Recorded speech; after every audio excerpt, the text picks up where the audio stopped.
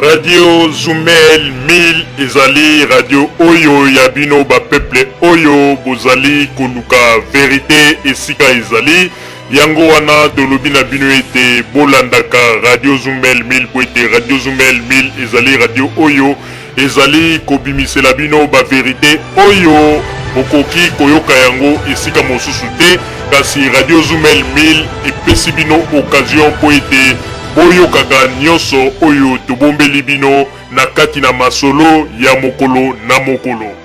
Ndeko mobali pe ndeko mwasi ebongi na bino koyokaka tango nyonso Radio Zumel 1000 pwede ezali radio oyo ezali kolongola bato kobanga pe kopesa ba information oyo ezali penza kati na bosolo yango wana ndeko koluka mosika te tala Radio Zumel 1000 ezali pene na yo yokaka Radio Zumel 1000 pwete ezali lokola vitamine B oyo ezali kokota na kati na nzoto na bino pe kopesa bino santé.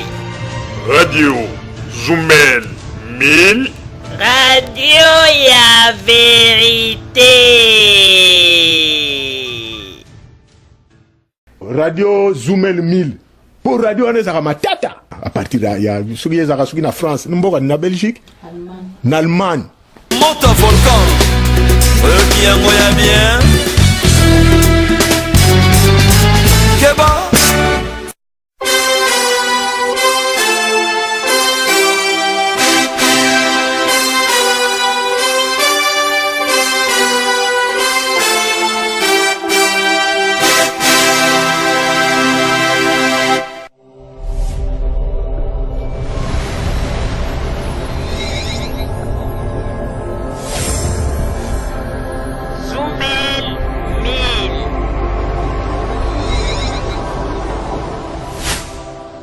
Zumel 1000 ezopekisa biso makambo oyo soki nga mikolo na komi ebotu nanga so na komi ndeni nga mikolo na komi soko sakai na nga kaka na bengi ka Zumel 1000 po radio wana non en tout cas félicitations yo koloba nini po na Radio Zumel. Avez raison aïe.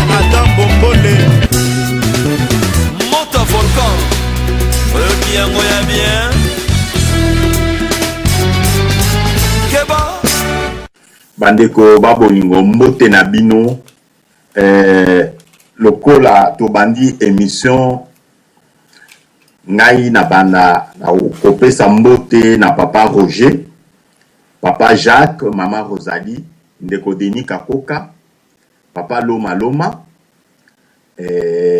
papa Augustin, na pesi bino mbote balandi nyonso ya Radio Zumel 1000 na ngonga oyo bokolanda biso na pesi bino mbote pe kimia na mabota na bino. Émission na biso ya lelo na kanisi papa Roger tokolobela ndenge sujet ya actualité tokoki ko bandate o ya mboka na biso sans tolobela makambo ya ba élection oyo eleki na États-Unis d'Amérique. Na kanisi papa Roger soki tozolobela États-Unis d'Amérique tokoki ko comparer yango pe na mboka na biso. Pour mboka na biso tozali presque na 25 provinces, 26 provinces, 25 provinces plus ville à Kinshasa oyo eza na statut ya province ekomi lokola 26. États-Unis ezali pe moka munene na bango comme baza na système fédéral bazali na 50 États et chaque État ezali na capacité na koki koloba ya population et suivant population wana yango nde baponaka na biso ezali ba député na bango kuna ba représentant ndenge chaque État etindaka ba représentant na ye na capitale na koki koloba. Et tomonaki na période ya campagne batu ebele bazalaki ko soutenir Hillary Clinton. Mais bozui victoire ya Trump et bouleversé ba donner mingi na batu na ndenge ya soutien na bango batu mingi bazalaki l'espoir que Hillary Clinton il faut azwa po azan expérience et tout ça mais politique oyo Trump a sali ye accueilli soki tolobi neti na biso na Congo accueilli tina bamboka ko sensibiliser batu po bakende na ba élection wana résultat aye kozwa élection mais aye kozwa élection système ya Amérique yango nde tozo koloba même constitution na biso même constitution ya Amérique même système électoral il faut que tout ça yango Hillary Clinton aleki Trump na ba voix mais Trump aleki ye na ba délégué na nombre ya ba délégué pona nini bamboka oyo Hillary Clinton abandaki kozwa elle gagnait avec écart moko ya mwa mingi bamboka oyo Trump abandaki ko gagner Hillary azoko gagner na ba écart moko ya muke na suka mais comme na bango ezali na suffrage universel te na bango ezali nde ba délégué oyo bakokende nde bakopona mais ye na politique wana aye ko gagner ye na nombre ya ba délégué elle aye ko gagner ye wana mais population lelo bakomi ko réagir bandeko nanga soki ezalaki na mboka na biso nde intervention ya mamindele ekomi o tricherie mais c'est le système comme ça système ndenge wana ndenge moko na biso aujourd'hui batu ebele batalaka réaction ya ville à Kinshasa sans ignorer que na ville à Kinshasa on ne peut pas se voiler la face. Tshisekedi est plus populaire. Le résultat il y a ba élection il y a 2011 le prouve ezokolakisa yango mais est-ce que Tshisekedi est populaire dans la province de Kwango? Est-ce que Tshisekedi est populaire dans la province de Kwilu? Est-ce que Tshisekedi est populaire dans le Haut-Katanga? Donc biso il faut to évaluer la popularité ya mutu ndengo wana to évaluer la popularité ya mutu ndengo wana na kanisi lelo même na bango ba américain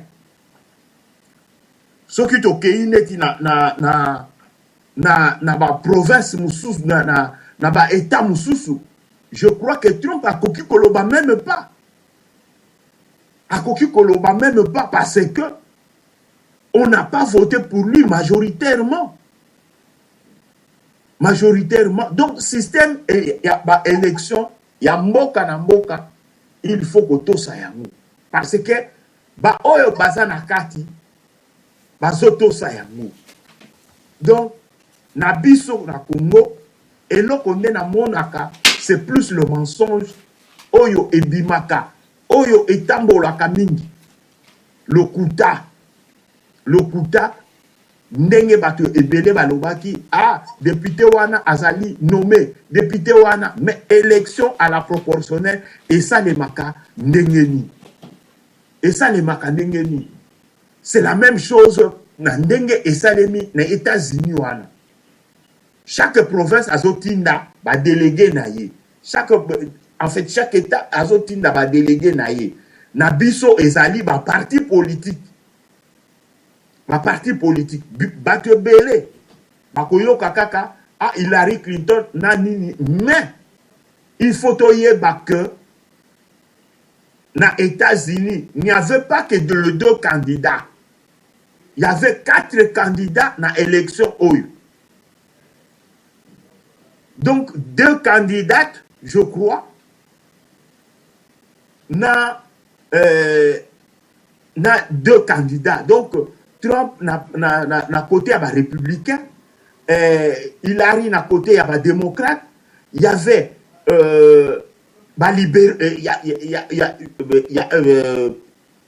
un parti, il y a libéraux, et puis il y a écologistes. Donc il y avait 4 candidats. Mais oyo yokani mingi mi balekaka. Owana mususu, je ne pense même pas que je crois que Ezana Moko a gagné qui peut moi délégué na état Moko. Mais ce qui totali malamu, il y a ce qui bozui sommation il y a Hillary, c'est que Hillary Clinton a gagné na nywana. Donc au moment a pensé que écopé sa nombre exactité. Les autres là ont gagné moi mieta ba délégué, si je peux me permettre de dire ainsi. Donc système électoral comme constitution ya mboka na mboka, il faut que batu ya libanda ba konzi mususu ya libanda ba respecter yango, ba tosa yango. To mona ki réaction ya France na élection lelo ndenge tozali boye l'Union européenne est bougé na makambo ebele po ba moni mutu oyo azu pouvoir ye alobi. Ce sont pour lui, c'est d'abord les États-Unis. Ba intérêt ya États-Unis. Na makambo nyonso oyo bango ba sala. Ce qui est intérêt ya ba américain ezate ya moniti na te. Le loto zoyoka l'Union européenne ezo sala moi makambo na bango pour la sécurité na bango, alors que l'Union européenne comptait plus sécurité ya ba américain na compte il y a autant. Donc grand frère Nabango, États-Unis, lelo bakomi gomo na balobi owana, nous allons vivre le 4 ans peut-être de l'insécurité, nous ne serons pas sécurisés. Mais biso il faut tout ça la paix union na biso pour la sécurité na biso. Mais c'est Congolais comme les Africains aussi doivent se sentir na baninyoana. Et surtout les hommes politiques. On compte plus les décideurs. Mais jour makambo mutuna mutazo komuna. Lelo ce que ozui. Pourquoi les Américains bazoko keno kufa parfois en Afghanistan, bazoko kufa na Syrie, bazoko keno kufa na bamboka mususu. Qu'est-ce qu'il y a là-bas au lieu que ba vanda awa tozana pétrole, exploitons notre pétrole parce que lelo na moya lelo. Les États-Unis vont récupérer place dans Bango comme étant premier producteur de pétrole. Mais cours de pétrole et salinini, ils en assez. Cours de pétrole, ils en assez. Donc, biso ba Congolais, nous ne pouvons pas nécessairement compter na assistance ya batu mususu pour faire la politique na kati ya mboka na biso. Tozomona yango. Tomoni ba complot ebele bazo sala pona mboka na biso. Mais posons-nous la question aujourd'hui. Ba complot wana se dit à quoi? Pourquoi François Hollande s'acharne sur le président congolais? Est-ce que Ezali, ce sont des hypothèses au biso. Est-ce que Ezali pona uranium na biso? Est-ce que Ezali pona courant ya Inga? Na courant ya Inga, on peut avoir une idée. Papa Roger, si vous savez, vous vous rappelez la Coupe du Monde au Betamaki en Afrique du Sud. Au Betamaki en Afrique du Sud, tout le monde a qui, à l'époque c'était Sarkozy. Sarkozy a fait Kinshasa, Kinshasa, Afrique du Sud. Mais en Afrique du Sud, ils avaient besoin de l'énergie. Bango Balobi, Totongela Bino, centrale, il y a charbon, ou Totongela Bino, centrale nucléaire. Mais tous ces temps-là, entre-temps, ils avaient besoin de l'énergie dans l'immédiat. Ils avaient besoin de l'énergie dans l'immédiat. Et le Congo a dû céder à partir, il y a Zambie et tout ça. Nous, on a cédé un peu d'énergie, il y a électrique, en Afrique du Sud, pour que l'organisation, il y a Coupe du Monde, ait réussir. Donc, Bisso, bah intérêt, il y a Bambo comme Soussou. Bah intérêt, il y a Bambo comme Soussou. Parce que, ce qui Botali, si la France était vraiment soucieuse de l'Afrique, si la France était soucieuse de l'Afrique, Papa Roger, posons-nous la question.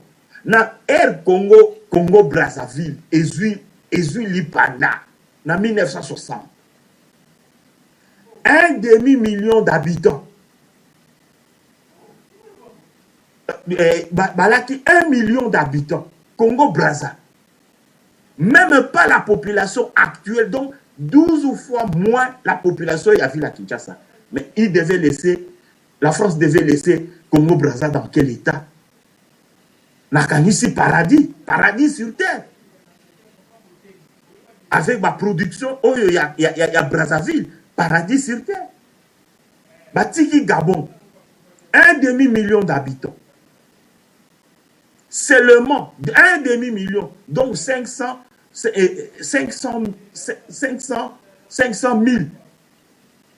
500 000, c'est Ezali, na Koki Koloba, 500 000 habitants, Ezali Neti, moi, vu là, il y a Bisso Neti, Kolwezi, Banin.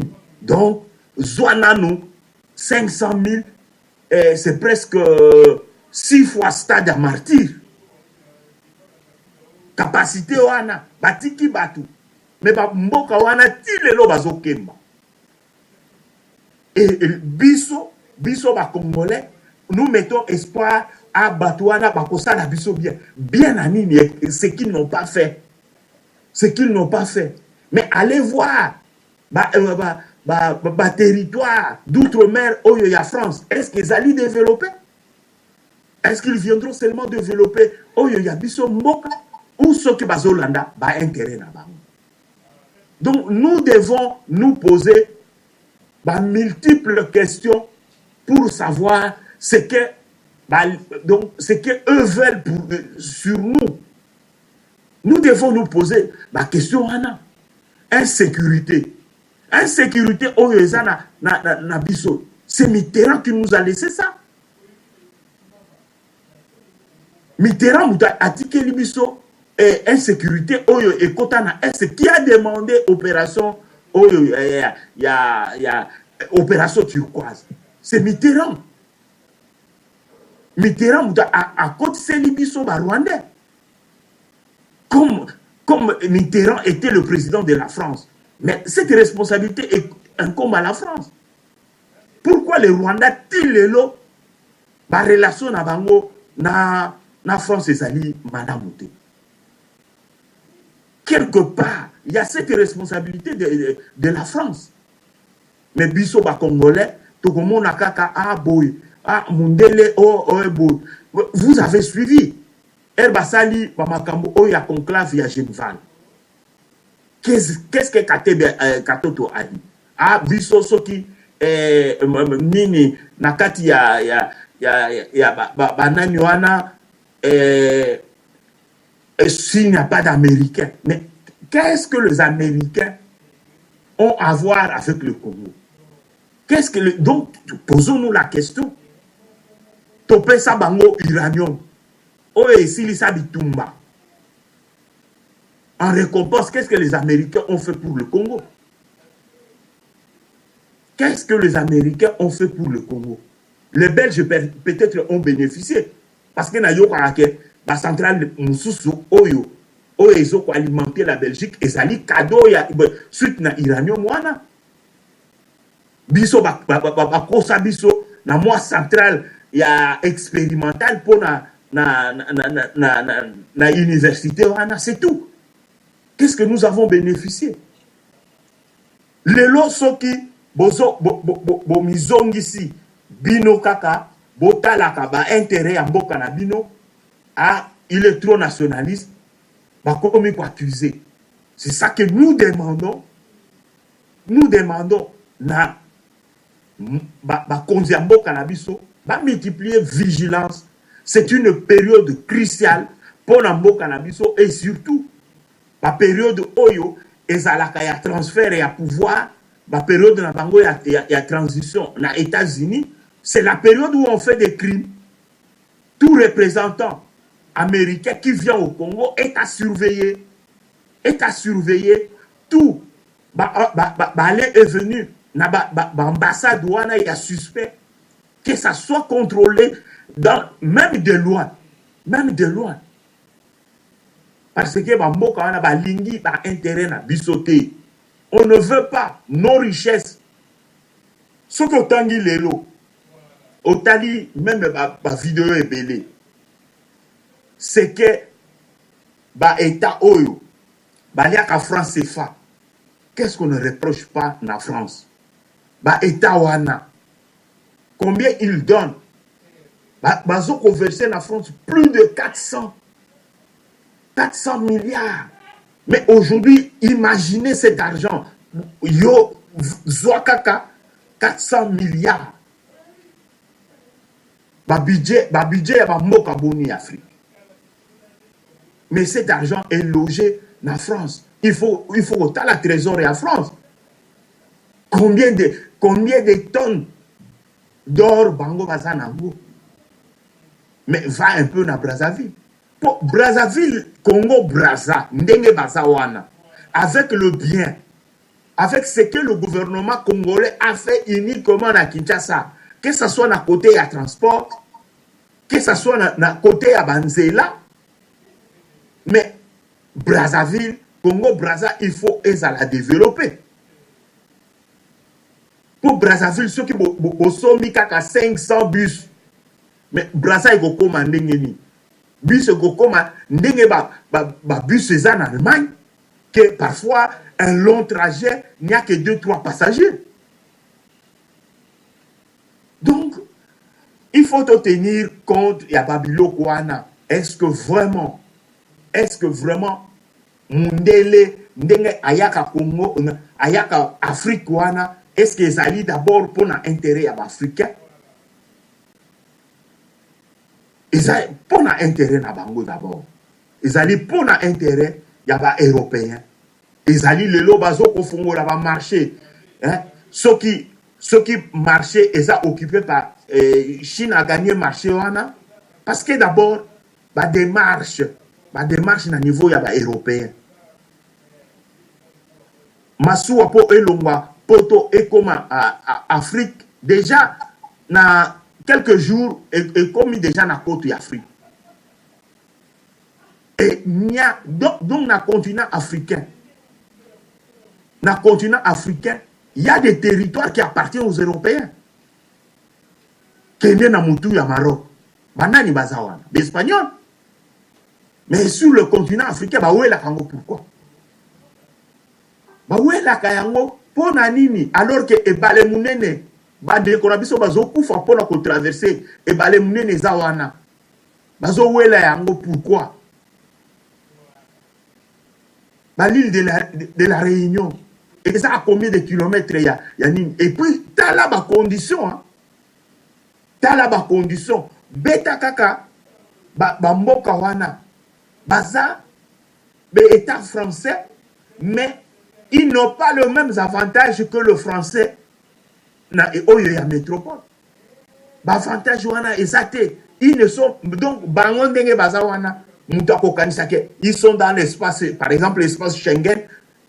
Non, mais non, ils ont parfois plus de difficultés à atteindre métropole que mutususu. Ils ont plus difficile. Et puis les lots biso to compter, nous allons compter sur eux. Que bakoya bakoide biso, bakope sa biso. Mais s'ils donnent le pouvoir, La main qui donne, et l'oba bino moko bato à l'opoto, la main qui donne, c'est la main qui contrôle, c'est la main qui commande. Ce Mbappé ici, l'élo opposition, l'élo rassemblement, Mbappé Sabango pouvoir, Mbappé Sabango pouvoir, le donneur du pouvoir, ce Mbappé ici, Congo et Goko Mani. Même si l'élo, Bato Moussousou Alo Barake, Bango Bato Bachaki, Joseph Kabila Wana. Bango Bato Bachaki, Joseph Kabila. Mais état pour wana ici, l'équipe. Et l'équipe, quand il est commis qu'à la première élection, il a gagné. Et comme il sous que Bango va trouver ça qui. Donc ce sont eux qui viennent mettre ma bulletin dans ma urne. Les lots aux Kende, un État démocratique, c'est les élections qui tranchent. Ce n'est pas dans le niveau ya Libanda. Oyo Bappé ça ka pouvoir Libanda, c'est par coup d'État. Bappé Sibino Mandouki, Boye, pour vos pouvoir. Wanande Bappé Siyo Libanda. Mais ce qui est commis à la urne, qu'est-ce qu'eux ont à voir? Ils peuvent nous donner des moyens de l'élection et salement. Le col à l'élo, ce qui est l'élection et salement en France. Yo kanisi François Hollande a collé Kata na deuxième tour. Papa Roger, vraiment, biso ba Congolais, nous devons réfléchir sur Makambo. Makambouana. Pourquoi les lots na Amérique, on commence tout doucement à accepter Trump, Balobia, ce sont les Américains. Quelle différence y a-t-il entre le peuple américain et le peuple congolais? Différence est alignée. Pourquoi Bango Bazo accepté le résultat? Il y a Amérique où il y a aussi contestation. Les gens sortent dans la rue pour contester le résultat. Trump a sa président en Haïti. Mais si ça se passe au Congo, et uniquement parfois à Kinshasa, dans quelques villes, on dit le peuple congolais ne veut pas de tel président. Ne veut pas. Est-ce que l'équipe va moko oyo ya biso? On ne voit que la capitale. Mais Kinshasa n'est pas tout le Congo. Kinshasa, on nous accorde 70 millions, 80 millions d'habitants. Kinshasa, c'est 3 millions. Et le reste,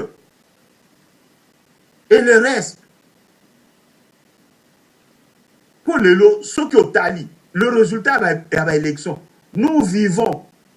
La MIBA ne produit plus. MIBA est produit à sous-souté. MIBA est produit à sous-souté. Et MIBA, n'enge bazawana, baza pena mutute, oyo ya kowele la bango. Tous les Kassaïens, pour la plupart, 90% des députés, c'était les gens de l'IDPS. Bakota parlementaire. Mais bazouakambong, défendez les Kassaïens. Vous pouvez ça doléance na bango. Mais on a fait et communauté crime politique. Parce que bazo zombong. Mais ba doléance. Na moni ba vidéo ya bamboka wana. Quand nous disons que mboka na biso est riche, mais ba kasaya il faut bazala banane. Ba milliardaire. Mais ce n'est pas le cas. Ok no mona na kasai mama ache kitunga na mutu. Le pays est riche. Mais cette mère-là devait être riche. Peut-être à côté de Moutouté, il pouvait avoir même moi chariot mogoboye pour qu'il des zamba. Na zamba kuna à côté tracteur. Qui doit défendre ces gens-là? Qui doit défendre les députés? Les députés Baboya pour une histoire politique. Mais vous n'aviez pas été élu par Tshisekedi. Ce n'est pas lui. C'est la population. Ceux qui baillent pour ça là, parce que baillent pour ça là, makambo oyo ya dialogue, Papa Roger. Basali makambo ya dialogue. Soyons logiques. Intention, il y a ba politicien na biso. Trouble oyo. O Tshisekedi alongwa et pas inaye. na limité place résidence na ye ezali akende ko voter na Tchang élection présidentielle. Même si ça doit se faire comme ça, est-ce que son nom était dans un des bureaux na Tchang? Pour na ko lakisa que ba intention ya batu ezalaki kaka que élection ya Malonga esalemate. Mais intention wana kaka yo kombo na yo ebimi na bureau tel ero wokende bazui ba cocher balobi a voter ba cocher yango ye na Tchango balinga ba cocher wapi. Et puis bulletin wana elinga ebima de trop que y a eu autant de voter ba liste yango yo oyo et où tu vois mais tu sais que mais non bulletin nul. Donc Papa Roger, nous devons être dans la logique, il y a raisonnement. Mais nga nazo mona ba politicien na biso moko ezande motema mabe. Ceux qui balingaka vraiment ba congolais, ils ne devaient pas se comporter ainsi. Ba koki ko se comporter ndengwana te. Lelo mutunya sazo longa rassemblement a commis à menu fretin. Mais qu'est-ce qui reste dans la coquille IDPS? Ce qui est zalaki coquille et escargot, moi moussounia mbembe et koko zala nakati. Mais qu'est-ce qui reste? Yé à Longola ba député na yé nyonso. À Longola bango. Il est resté avec qui? Oh yé azoloba, oh peuple. IDPS ndenge azaliwana mutu, un homme politique a koki ko se défendre à lobby. Vous savez, moi dans la ville de Kinshasa, j'ai par exemple 2 millions ou 10 millions d'adhérents. Ah, la population de Kinshasa, il n'y a que 12 millions. Donc, le 2 millions là reste pour les autres. Mais il a combien d'adhérents? Na IDPS, na cellule na à Kinshasa, les adhérents. Donc, Papa Roger, les hommes politiques, ils n'ont pas cette volonté-là que Mokanabiso, pour la plupart, que Ekende Liboso. Donc nous devons tenir compte de ça. Même dans le discours, il y a chef de l'État, il l'a dit. Parce qu'on utilise jeunesse comme marche-pied. Tous ceux qui vivent à Awa. Interdiction de marche zaté. En France. Petit ça, concert, il y a orchestre. Pourquoi? Trouble à l'ordre public.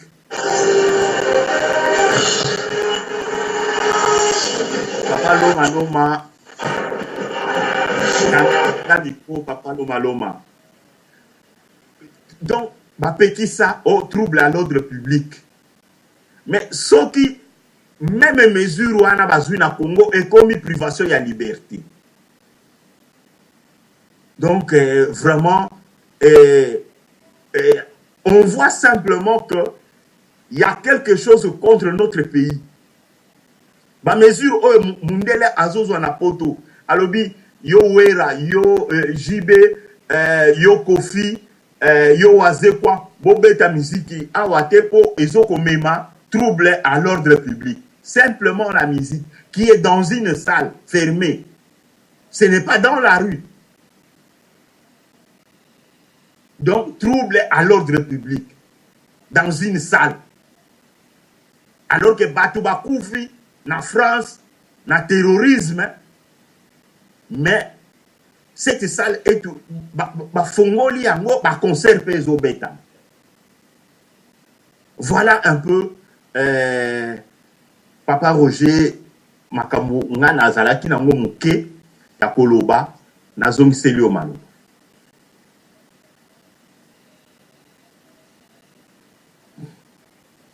Ou bien ndeko mususu pe o azana maloba akoki kozoma kozwa lilo. Merci. Bon, ngai na zwi maloba na pesi na nobiso bino sudombote na pesi Papa Roger na équipe mobimba ya Zoom ndote na bandeko to tout o baza to sanani. Donc pour la koloba makambo ya ndenge Trump a gagné na États-Unis. mpona ngai nakoloba ngo na mwa baetape ebele liboso na nakoloba na ndenge ya baaméricain soki ye aganyaki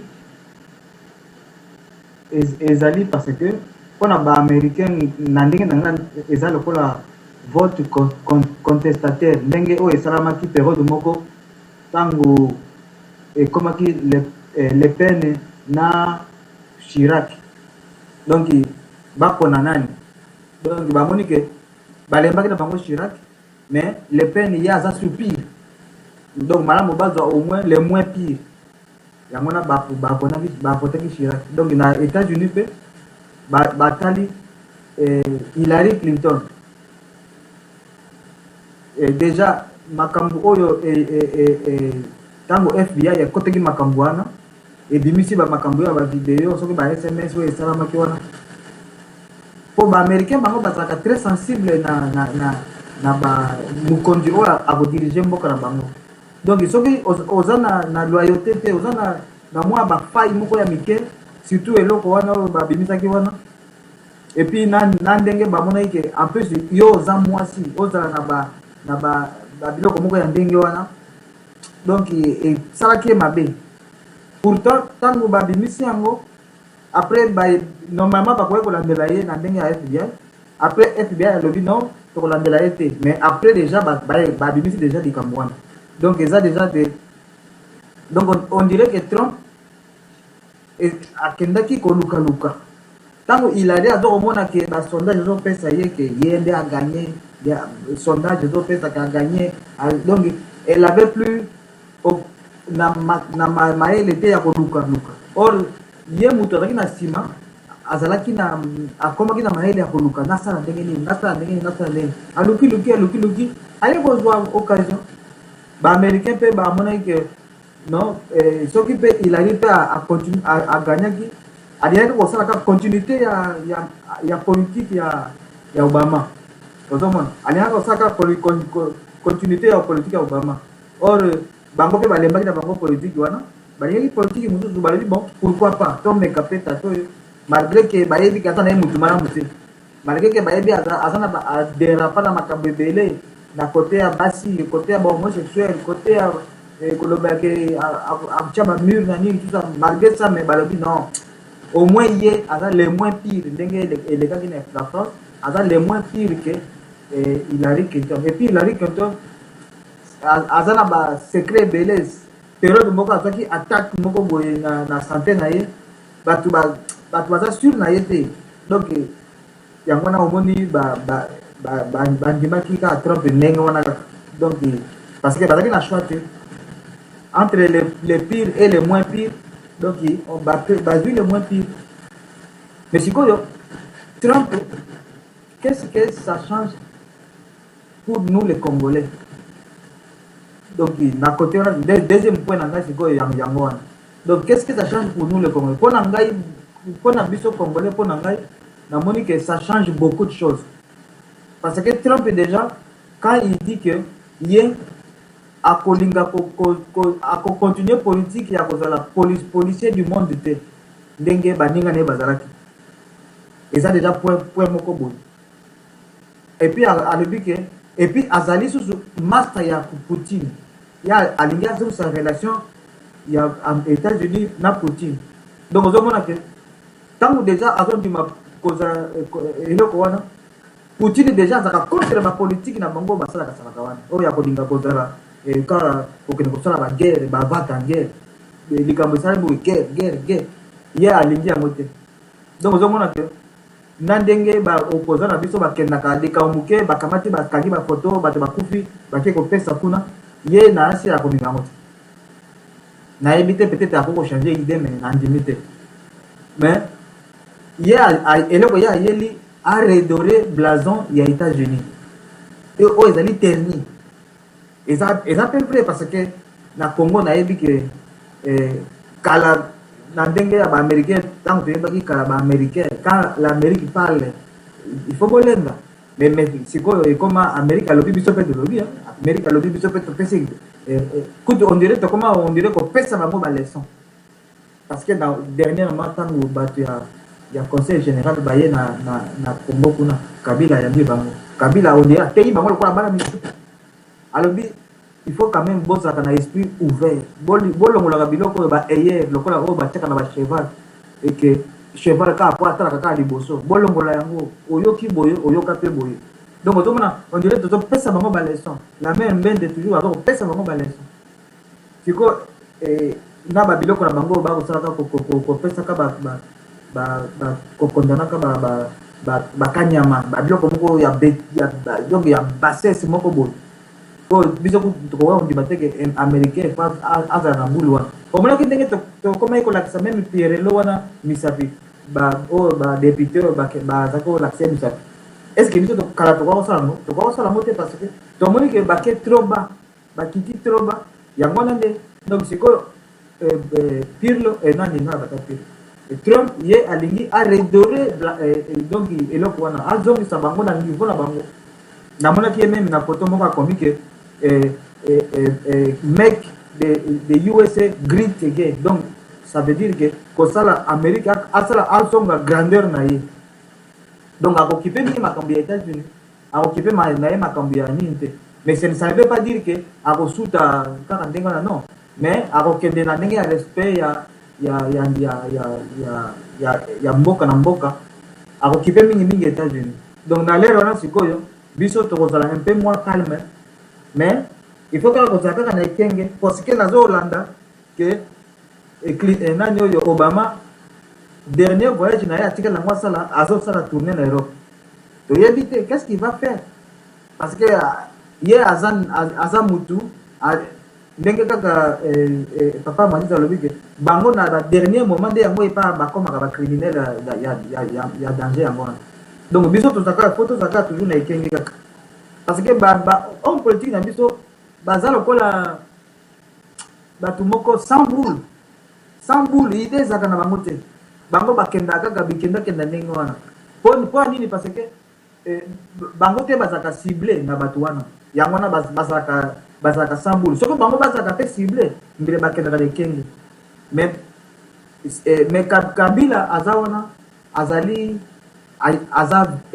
ndenge babaka ndenge nani Jean-Claude Bandama Kabila azali aware donc azali vigilant azotala azana ba service secret na ye papa nani papita baromaki yango tozana grand service secret oyo ya makasi donc Kabila ayebi makambo ezoleka na mokili ayebi yango très bien discours na ye alobi mwa ndambo ya makambo ntango alobaka ke les Congolais n'est pas n'importe quel peuple alobaka yango pamba te alobaka yango na mpona bacongolais alobaka yango susu mpona bato oyo bazomona ke Congo eza mboka ya kosakana nango mais nous même le Congolais tozoyebaka bagrandeur na biso te toyebi kimunene na biso te tolingaka kolanda makambo ya bafutilité makambo ya banalité makambo ezanga ntina mais il faut tomiyeba ke Afrique ezozela biso monde ezozela biso monde kutu te mais Afrique ezozela biso développement ya biso eza développement ya bamboka ebele eza développement ya Afrique mobimba mais tozalinga kolingaka kosala yango na omoni Kabila lobi il ne tolérerait pas que mboka na biso ezala pris en otage par une frange ya bato moko boye bakosala bacaprice na bango et puis mboka ekoma frange et puis jeunesse ekoma marche pied na bango siko jeunesse pe sans boule lokola baza ba jeunesse moko privaki bango na éducation na deuxième république donc baza sans boule yango na Kabila omoni alitaka mingi na côté ya éducation mpona au moins génération na ye ezala mieux éduquée ezala mieux instruite mpona futur parce que oyo ya deuxième république c'est déjà foutu yango na omonaka ndenge mama Rosalie alobaka ke okomona congolais mpenza akoti na kati ya kazaka mpenza akamati lolemu ya cravate ati mais soki afungoli kaka monoko boyo omoni kaka oyo makambo ya donc eloko ya malonga te surtout batondi na Angleterre kuna omona bato butu munene mpenza akamati alati kitoko cravate mais kaka afungola monoko boyo omoni buzoba na buzoba otomona donc yango wana génération on est déjà foutu donc génération Kabila doit préparer de yango moni alobi ke akani 1000 écoles basala na mandat na ye pona nini ko rehausser niveau ya nini ya nani pero mbala mutu na mona ki nani comme manda mende akena université ake ko sala point de presse na ekona mais azalaki sûr que le kola akena université niveau ekozala haussé ya ba question niveau ekozala élevé mais ozo komona étudiant azo ko poser question oh bino boké ko sala makamunda bino na kanchaji menda yebisi mais moi je croyais que quand je venais ici na komona niveau ekozala moi ya dikolo parce que vous avez étudiant quand même yo ozo ko benga kanchaji ozo ko benga cité de l'OIA kanchaji parce que yo ko kiango et pas il y a un politicien azo ko loba pona ko ya musée galerie mais yo oza étudiant tu as le savoir ozo ko landa pe bêtement ozo mona te que quand tu es allé cité de l'OIA et ça à 200 mètres il y a cité de l'OIA donc ozo mona que ba opposant bazo ko kitisa même niveau ya ba étudiant na biso donc congolais faut to yeba ko réfléchir to yeba to tia niveau na biso ezala mwa likolo pona kolakisa pe grandeur ya mboka na biso donc pona kozonga na Trump pona ngai Trump bon soko na ndenge na tolandi ndenge aza koloba makambo na ye vraiment tokozala mwa calme Kabila pe ndenge alobi ke ye akorespecte nini bon tokotala kaka ndenge nini makambo okendele me ngai nakosepela kaka ke bato babomi nzoku bango nde bazwa bapart ya bien ya nzoko wana eza te ke lokola basengi ke porte eza ya kofungwama oyo alingi ya kokata mosuni na ye mosusu aya kaka o ngai nalingi bopesa nga baivoire ndenge nazoyoka tata moko azokoya wana o biso bato ya idepesi toye na nsima me lokola balobi ke toza kaka na droit moko na baoyo basalaki donc biso déjà tokamati opposition nani primature toci na poche nga soko basali ndenge wana nga nakomona yango kitoko te parce que moto kola camere alute bafingi ye trop bon tolobi te ke bake kuna mpona kokabola gato me bango moko bato ya opposition bato balingi ndenge wana ke opposition azwa primature mpona akontrolaka ndenge nini mbongo ezokota parce que bango bakanisi ke soko bafandi wana donc bakokontrole ndenge nini mbongo ezokota mpona eleka na élection bon Kabila pe andimi akopesa bango primature na bango mais bazoyeba te ere moko ezala mpona bazopakola bango be bazoyeba yango te parce que mbongo pe bango bakoluka ke ekotaka chaque mois mpona baélection nayebi so bakozwela yango donc mpona kolakisa kaka ke bayelaka na bango peuple te bayelaka na bango kaka pouvoir bayelaka bango gâteau sasiko gâteau eye tala ndenge bakoma wela mikolo oyo bakomi koya kaka kosigne lokola ndenge balobi ke eza ouvert bazoya kaka kosigne mais Kabila ye azaka nde mpe na problème te abandango kala kokabola pouvoir na ye abandango kala ntango asalaki 1+4 banda kala kutu abandaki kaka sika kutu azalaki nanu na expérience ya lelo te mais lelo akomi na expérience donc ayebi na ye ke ntango azopesa bango eloko wana bon bozwa na bino bocontrole tokende na kaka apene 2018 eza kala te nde eza kaka tokotala bango soko bakokende nango ndenge nini soki bakoreusir tobeti maboko soko mpe bakoreusir te bon totala kaka ndenge nini okendele yango bon napesi malobi epai ya papa Denis. Merci. Oui, merci, prof. Bon, mbote pe na bande commune nyonso tozali na bango na kati ya forum. Bon, nalingi naloba mpona pe napesa mwa sete mpona makambo ya élection ya oyo elekani na États-Unis d'Amérique concernant Trump ndenge a gagné Hillary Clinton. Ezali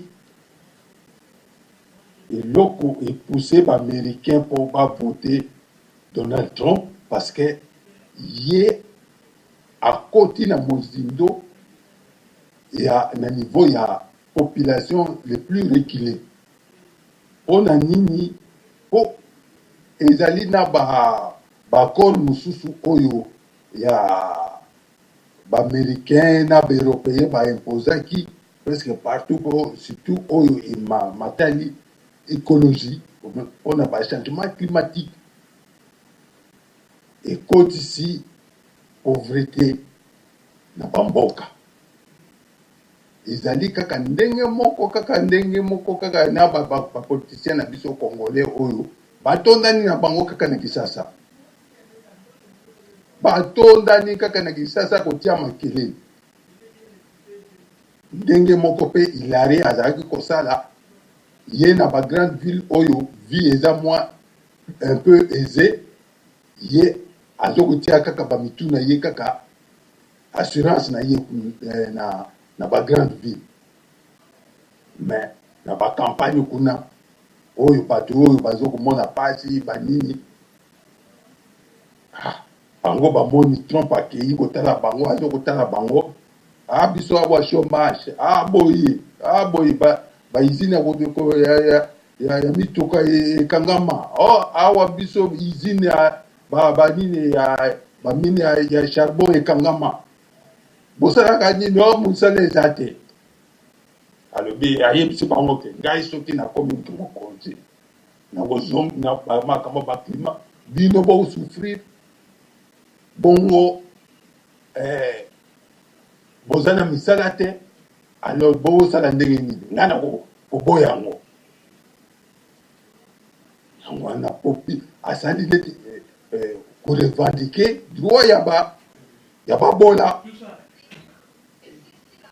parce que na niveau ya grande ville presque vie eza aisé na bato ya pembeni na campagne kuna tout ça na bamboka oyo ya mike oyo baza vivre par exemple na usine ya charbonnage banini tout ça ekangama. C'est le même politique oyo bango imposé na pays africain bamboka na biso kuna pona changement climatique bakoli na biso na mboka Congo balingi to forêt pétrole na parc Virunga bo forêt te bo sala bo sala te bo kata bo teka banjete bo sala te. Mais maintenant bango kuna na États-Unis d'Amérique baza na surproduction ya pétrole ndenge de komanziza utikolo et communauté overdose à pétrole esali nini prix ekiti alors biso kuna na bamboka na biso kuna net na pays africain boyo producteur ya pétrole akoti na crise ebandi kozwa bango me na bango koto oyo pétrole esali nini ekiti nango mais sikoyo na biso bapoliticien biso ya africain baimpose bongo basigne bakoro oyo ya climat récompense nini oyo bapays grand pollueur par exemple yemoko États-Unis grand pollueur suivi ya Chine suivi ya Inde kitoma nini oyo peuple congolais azokozwa parce que biso tozali poumon ya oyo toza na zamba ya monene après Amazon zamba ya Brésil et tout ça eza Congo biso toujours peuple azokomona pasi que olie bango balobake même ata makambo ya élection oyo mpona kolobake c'est un pays qui nous aide na makambo ya mpona changement climatique tosalisa bango alingi kopesa mbongo te kaka kopesa baultimatum mokonzi boye date tel boye neti ye François Hollande aokopesa badate telle date esili tokokopesa ye même un jour te.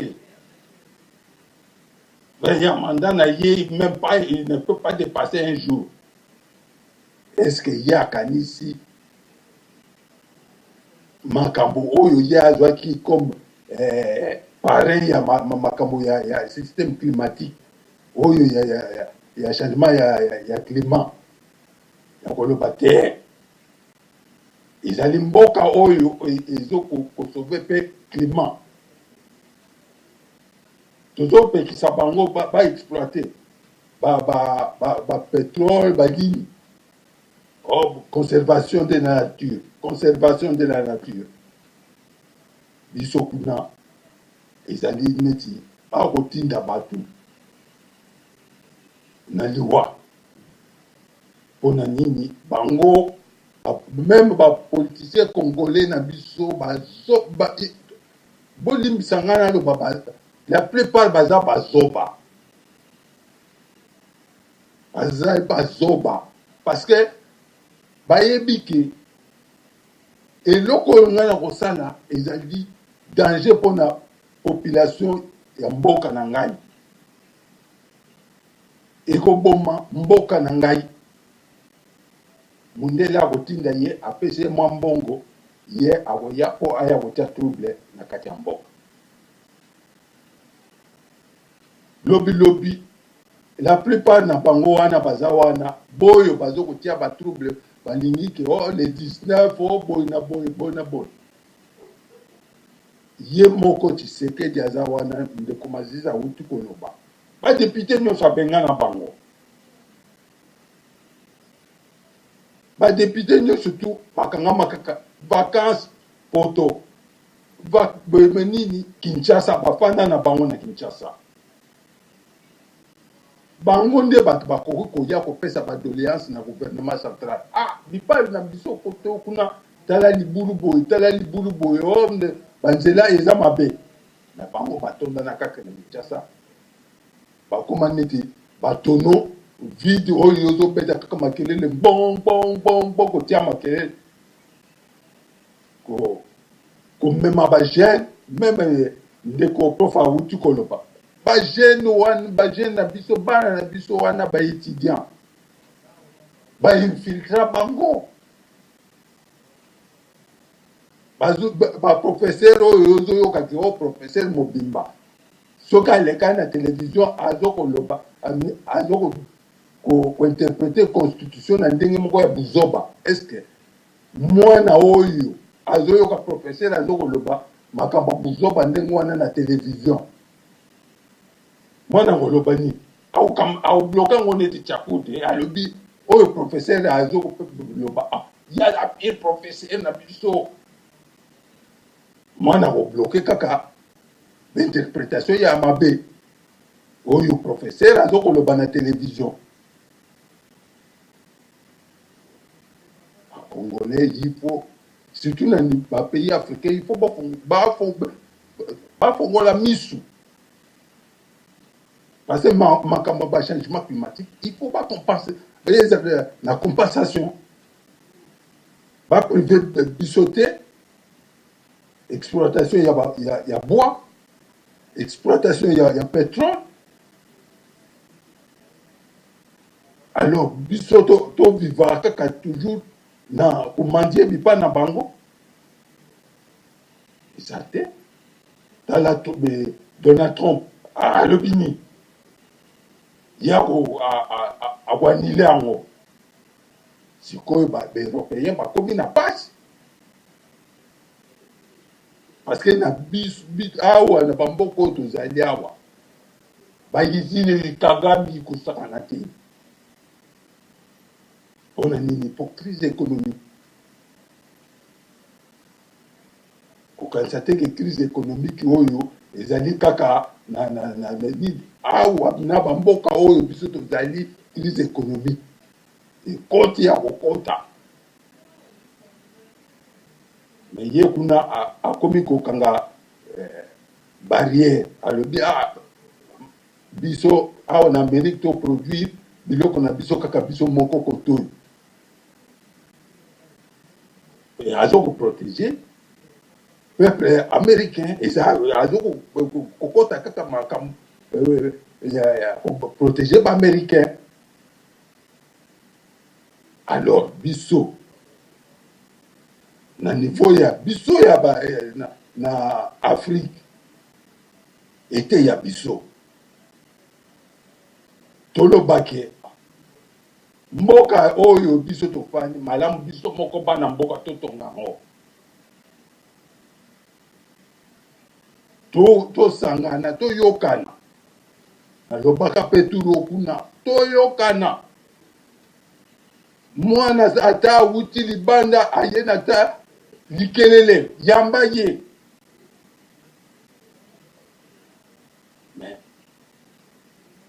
na biso kuna na mboka la plupart mingi kaka au lieu ba investir na biloko mususu bango kaka balingi kaka bandako etage mususu oyo ebomaki ba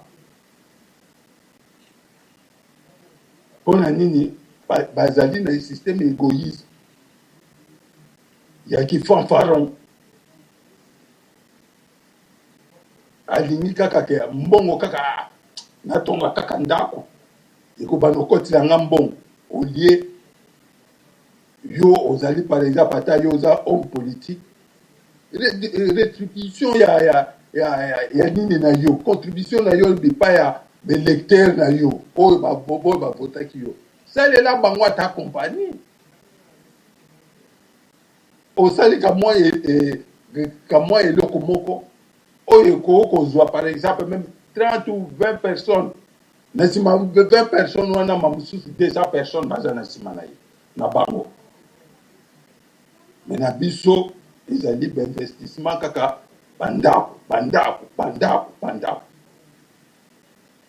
bandako esalaka ememaka progrès na mboka te tala Espagne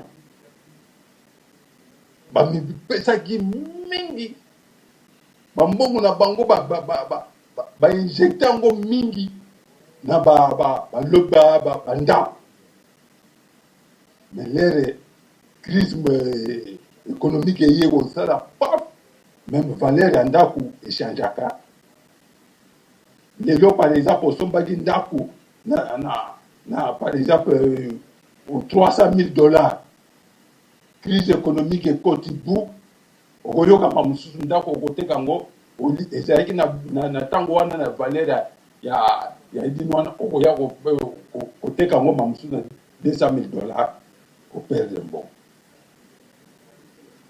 basala mpe basociété oyo boyo baza na mwa mbongo basala basociété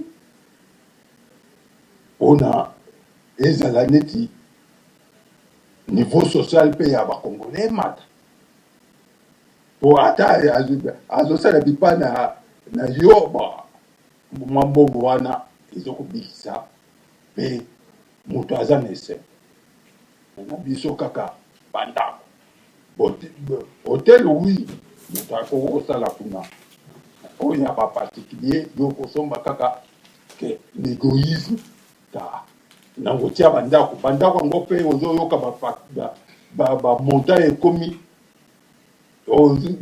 bandako okoyoka $800 par mois o $900 par mois nani akokota moto akokota kuna azali moto ya mbongo yango wana na biso bakongolais eloko tozosenga basedele na kosala bakompagnie oyo ekoki eloko oyo bandeko mosusu bakoki kosala kuna. Merci papa Roger, napesi maloba bipa ya papa yo maloba.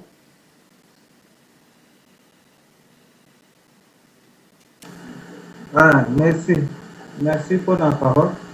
Donc biso il faut to linga kosala histoire na biso ndenge Lumumba alobaki ke histoire ya Congo ekozala ekokomama na bakongolais totika mingi kotala kaka libanda nani apesanga pouvoir Kabila auti le bango awa alobi ke Congo pouvoir ya Congo ekozonga kaka na baélection baélection yango mpe ifo esalama na ndenge ya kala eza te ke kaka koluka mobulu ezala ndenge bamoïse bazokolukaluka ke ifo bato bakufa ifo apesa bambongo na barebele bata mobulu barebele tosi tolembi paka na barebele wana tobandi na barebele banda ba 60 na ba Jean Scram na ba mercenaire banani tout ça ba mercenaire kombo wana on dirait tikaka na ba Congo bamboka mosusu bakombo ba mercenaire parasite mais et pas na biso ti lelo tozotanga bakombo ba mercenaire donc il faut totika biloko wana toluka congolais asa souffrir ndingi totia calme na mboka totamba parce que bakambo tosala oyo ezotia biso ka baretard mpona kokoko toimagine ke soki mboka ezalaki calme allure oyo Kabila atiaki na mboka ndenge ya koconstruire mbelero quand même tositoko mosika ta mwa bakamera na biso Kabila batiaki na bala po epesa mwa parce que kamera wana ezalaki kaka teke okotala bato ndenge bakosala bamarche non ndenge bakosaki bajeune o bakamera wana eza wana mpona kosurveille bino kamera ezalaki mpona kosurveille mutu nyonso ezalaki kaka mpona kosurveille bato moko teke o bato opposition non bamboka nyonso to ezala na Angleterre mboka nini oyo etonda bakamera lokola Angleterre bakamera eza partout mais biso bakamati tout balalisi oyo bakamera wana ezalaki kopesa mpe bato misala bato oyo bazalaki kosurveille yango oyo bazalaki kotala ndenge nini makambo ezotambola mais tellement ndenge nauti olobake bajeune baza jeune surtout ya deuxième république tete eza vide bakokosa bango na ekaka moke kaka bango bandimi yango mpe elanda mpe biso ntina na poto awa bakoye biso ke kamata mulangi tia komba Kabila kokufa ensuite tozolanda yango bêtement balobi na oke Kabila auto kufa barusse balobi yango ke Kabila akufi oyo bozomona na voiture ezali zowe boyeboye congolais andimi yango calmement tranquille donc sans que aboule kutu ke est ce que makambo te azoloba est ce que eza na logique moko boye bayebisi yo ke mwasi ya Kabila soki Kabila abomi fille moko parce que akenda kokanga mwasi ya Kabila suki yo mpe ondimi kaka ndenge wana donc on accepte facilement makambo mosusu oyo otia mwa tembe non rien tozondima kaka ndenge wana or toza quand même bato totanga toza quand même bato toza na motu toza quand même bato toza na mwa réflexion ntango bayebisi yo likambo avant ondima yango tout na mwa baquestion mike non biso on accepte on avale yango wana omoni ke bapoliticien lokola bacomprenant bayebisaka biso bakoma koyebisa biso makambo bayebisi yo ke elala mapongi ya babebe yo mpe olali bayebisi yo pesa mbongo ya imperium yo mpe opesi bayebisi yo osala boye osali bayebisi yo osala boye osali donc yango wana toka avance te bamboka mosusu ezoko avance biso tozoko avance te tala baangola bazoko avance parce que bacomprenant bacomprendre ke touti na guerre ya molai lokola tozwi mwa mutu na biso boye toza calme tocontinue nano ti ye moko mpe alebi na ye alobi na 2017 aoke na ye donc ozomona ke entre temps baavance déjà mais biso tozolinga kaka ki bokonzi yango mpe bakopesa mpe biso bakopesa yango mpe okokona mpe kosala yango donc moyen na loba mingi ya te ntan eza mokuse donc nazomisi maloba na papa majuda soki akoza na mwa likambo abakisa. Oui, merci Benandingo Pessinga Malouba. Vraiment, na sepeli na ba intervention ya bandeko concernant par exemple ba élection eleki na États-Unis. Na ndenge nga na lobaki que to comparer yango 50 États na 26 provinces, toza penza musika te, on est presque à la moitié ya États-Unis. Mais biso sikoyo biso moko ba congolais conception na biso oyo ya mboka na biso ndenge tozuelaka makambo oyo ezoleka na mboka na biso mundele po akoma na étape oyo ya komi lelo asali bambulu ebele babitumba ekota pe na bamboka wana mais nakanisi oyo biso tozomona na moi ya lelo même oyo ezo ba image oyo tozomona ya Syrie bituma ya lelo mutu akoki ko accepter yango azate mutu akoki ko accepter yango azate tala ndenge batu bazokufa na Syrie tala ndenge mpiaka ekoti na mikili ya poto mais biso ba congolais na mwa muke oyo biso toza nango il faut to batela yoko boma obomi eloko obomi mutu po bozwa pouvoir oyo bozozwela pouvoir wana qui vous dit nyonso eza na maboko ya Nzambe bokopesa o tozwa bamususu surtout na rassemblement Tshisekedi a géré transition lelo pourquoi batu bazokende kotala ye il ne se déplace pas pour aller par exemple l'ambassade d'Amérique à Kendeboy. Pourquoi Bompaka Mutakomi Mukolo à Johanna même lelo Kengo Adono moi j'ai regardé Kengo Nathalie Kengo na télé na lobby oui Kengo Akoli dans le sens que Kengo devient vieux. Il devient vieux. Il fallait qu'Otala, donc il fallait au Beminaku à ralentir Bapanaye, Nandenge Babima, que Azalate que accueilli. Donc Kengo a commis Mukolo. Combien sont Otali discours Oyo? Il y a ouverture, il y a ouverture, il y a Kengo. Combien de fois il n'a pas répété les mots? Pour soit à l'Oba Kiango a prononcé Kimabe. Mais est-ce que qui ne connaît pas que Kengo était un bon orateur? Qui ne connaît pas ça? Qui ne connaît pas ça? Mais le lorsque Muto Akoli, il fallait Azala poser. Muto Andengwana, tu sais qu'aujourd'hui il devait se reposer. On ne devait pas le forcer na bamakambo belé. Nathalie, simplement signature, il y a dernier document Oyo, il y a Oyo et rassemblement à Outi Kobimisa. Botala kaka signature, c'est lui ou ce n'est pas lui. Ceux qui vont comparer en gros na ba signature, il y a un document Moussou signé il y a 2 ans. Vous voyez que il ne maîtrise plus son stylo comme avant. Tous à la bateau. Nous devons raisonner. Et tu sais que le rassemblement veut quoi? Que va adopter fait de route naïe. C'est une perte de temps. C'est une perte de temps parce que le rassemblement Kwadere na nini oyo accord oyo ba signé na cité ya Oyo. L'adhésion ne veut pas dire venir avec d'autres choses. Et la Sénéco aussi en est pour beaucoup. La Sénéco en est pour beaucoup.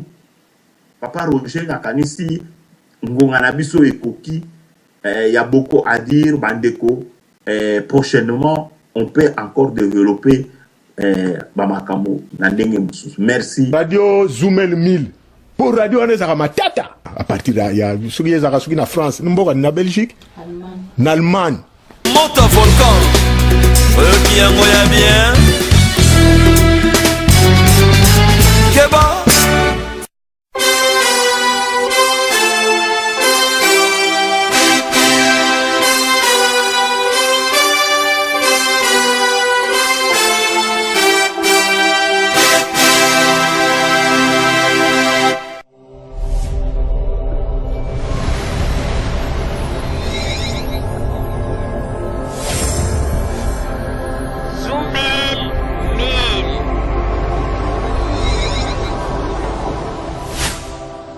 Zoumel 1000 ezope kisabiso makamboyo. Soki ngami ko na komi botu nanga so na komi ndeni.